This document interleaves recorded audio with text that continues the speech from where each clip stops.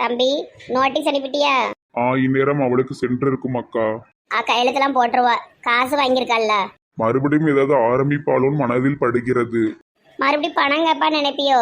அப்படி கேட்கக்கூடிய ஆளுதான். அதுதான் பஞ்சாயத்து தலைவர் வச்சு தானே பேசி முடிச்சிருக்கு. மறுபடி கேட்டால் என்னக்கா செய்வது?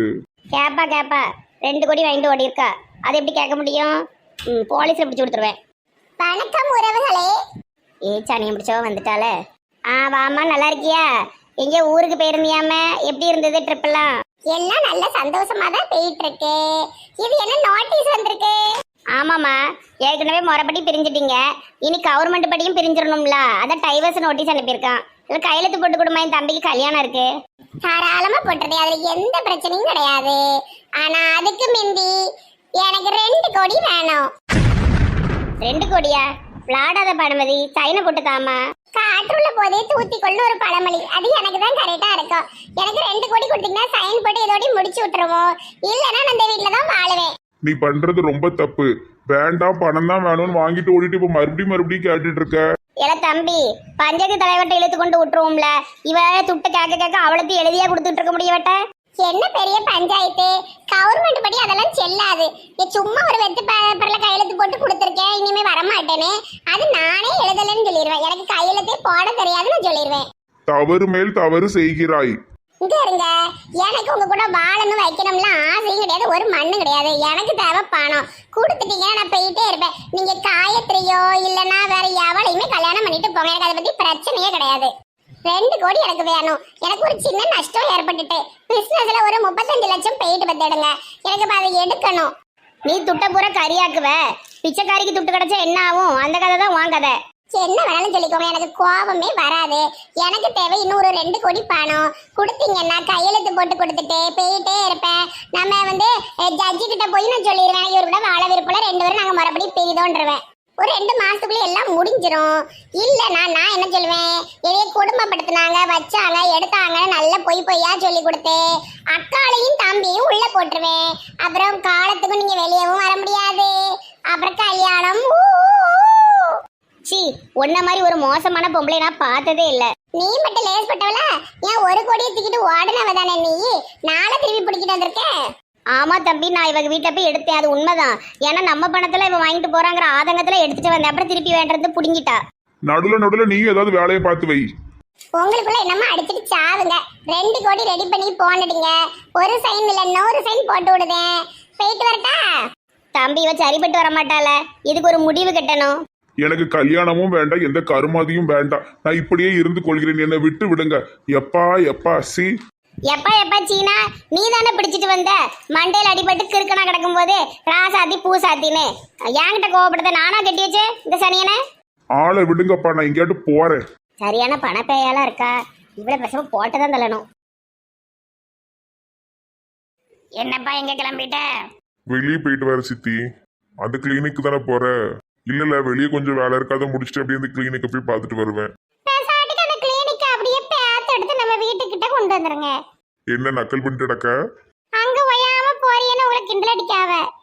ஏல, உனக்கு அந்த பிள்ளையை பிடிச்சிருக்கோ? சும்மா இருங்க சித்தி. எப்ப பார்த்தாலும் கல்யாணம்னு பேசி அறுத்துட்டு கிடக்காதீங்க. அந்த பிள்ளைக்கு உதவி பண்ணிட்டு இருக்கான், அவ்வளவுதான். அவங்க அப்பா பேச மாட்டாரு. உருண்டை மண்டைக்கு ஏன் பேதி எடுக்கு? நல்ல டாக்டர் தானே அவரு, நல்ல மனசனாச்சே. ஆமா, அது அப்பா பொண்ணுக்குள்ள ஏதோ பிரச்சனை. சின்ன போயிட்டாரு. சீக்கிரமா நீ கொஞ்சம் வெளியே போக வேண்டியது இருக்கு. ஏல, எங்க போனோம்? ஏற்கனவே சொல்லியிருந்தோம்ல, ஒரு பிசினஸ் பண்ணணும்னு. அதை பத்தி கொஞ்சம் பேசணும். சரியில்ல.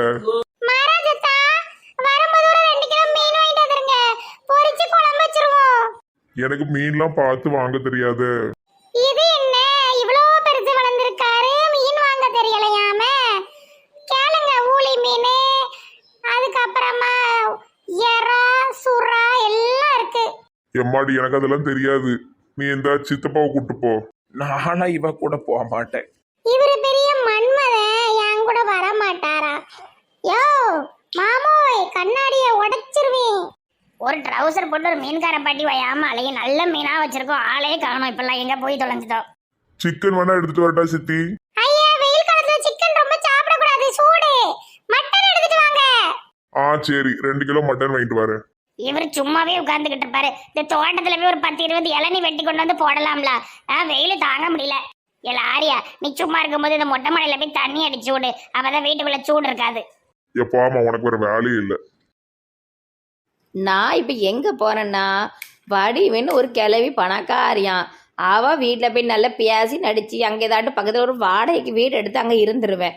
அவன் நிறைய பணம் வச்சிருக்காளாமே. நான் போட்டிருக்கிறத ட்ரெஸ்ஸு ஒரு மாதிரி இருக்குது, நல்லா இல்லை, மாற்றிடுவோமா? சீ போம்பா. இப்போ எப்படி இருக்கு என் ட்ரெஸ்ஸு? இப்போ போவோம் இந்த கிளடி வீட்டுக்கு. அம்மா தாயே வணக்கம். யாரும்மா இது? யாரு?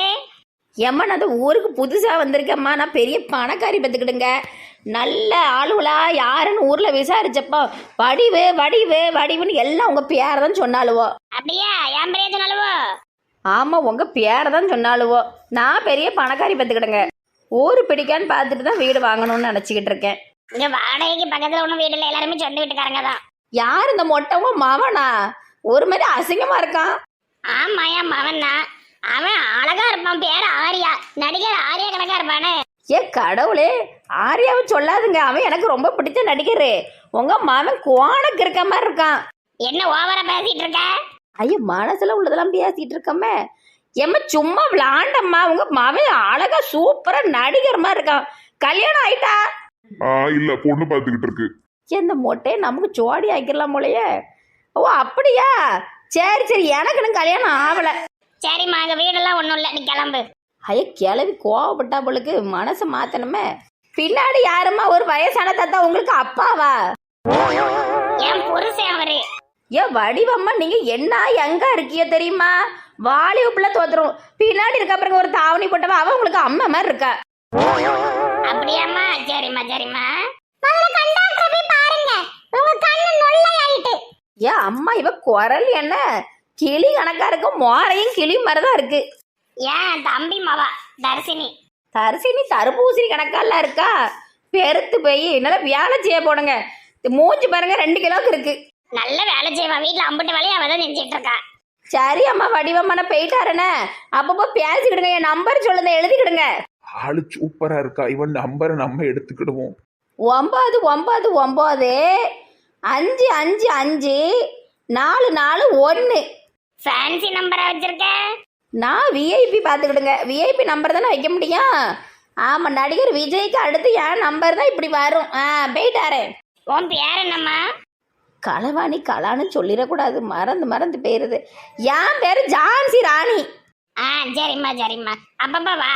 அப்பப்ப கிடையாது, தினமும் வருவேன். போயிட்டாரே. மொட்டை வரட்டா? நல்ல கலகலன்னு பேசுறாள்ல. வடிவத்தை இவள பார்த்தா சரியான ஃப்ராட் கணக்கா தெரியுது. ரொம்ப வச்சுக்கிடாதுங்க. அவ மூஞ்சியும். ஆமாமா, தர்ஷினி சொல்றதுதான் கரெக்ட். அவளை பார்த்தாலே ஒரு மாதிரி ஏமாத்துக்காரி மாதிரி இருக்கு. என்னைய எங்க இருக்கான்னு சொல்லிட்டாலும் அதான் உங்க 2 பேருக்கு வயிறு எரியுது. வாங்க, நான் அந்த பிள்ளை நல்லா பேசுவேன், அழகா பேசுதா. நல்லா இருக்கு அந்த பிள்ளை. மகராஜன் கேட்டிருவோமா? உன் மைண்ட் வாய்ஸ் நான் கேட்ச் பண்ணிட்டேன். அண்ணனுக்கு தானே இந்த பொண்ணை யோசிச்சுக்கிட்டு இருக்க. கண்ணை நோண்டிடும் பத்துக்க. இவ பேச்சு உன் மூஞ்சும். சரிப்பா போப்பா, நான் யாரையும் பார்க்கலப்பா. வாங்கம்மா வாங்க. உடம்புக்கு என்ன செய்யுது? இந்த உட்காந்துக்கிட்டேம்மா. ஒரே சளிமா, பயங்கர சளி. 4 இடத்துக்கு அலையிற பத்தியா. என்ன ஒர்க் பண்றீங்கம்மா? பிச்சை எடுக்கம்மா. ஊரா போய் பிச்சை எடுத்துட்டு வருவேன். நிஜமாவா சொல்றீங்க?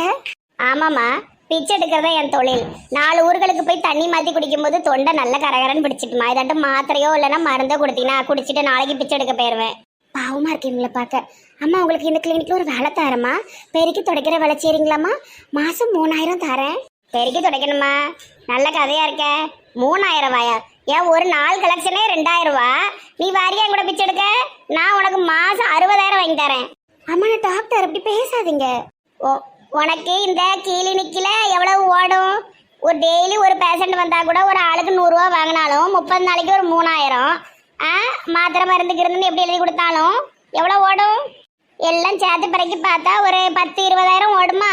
நீ என் கூட வந்தீங்கன்னா உனக்கு 60,000 அப்படியே கையில் எடுத்து தந்துடுவேன். அப்படிலாம் பேசக்கூடாதுமா. படிப்பு வேற, பிச்சை எடுக்கிறது வேற. 2ஐயும் முடிச்சு போடாதுங்க. சரி, உங்களுக்கு நான் டேப்லெட் எழுதி தரேன், போட்டுக்கோங்க. அப்படி உன் வேலையை மட்டும் நீ பாருமா, என் வேலையை கெடுக்க பார்க்காத. இந்தாங்கம்மா, இந்த மாத்திரையை வாங்கி போடுங்க. பீஸ் எவ்வளோம்மா?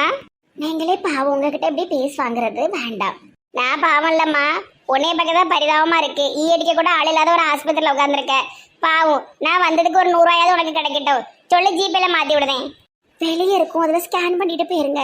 சரிம்மா, எங்க பிச்சைக்காரவோ அடிக்கடி உடம்பு சொல்லாம கிடப்பாளுவோ, அவளுக்கு இருந்து இங்க வர சொல்லி மாத்தி விடுதே என்ன? சரிம்மா. பிள்ளை பக்கம் நல்ல பிள்ளையா இருக்கா.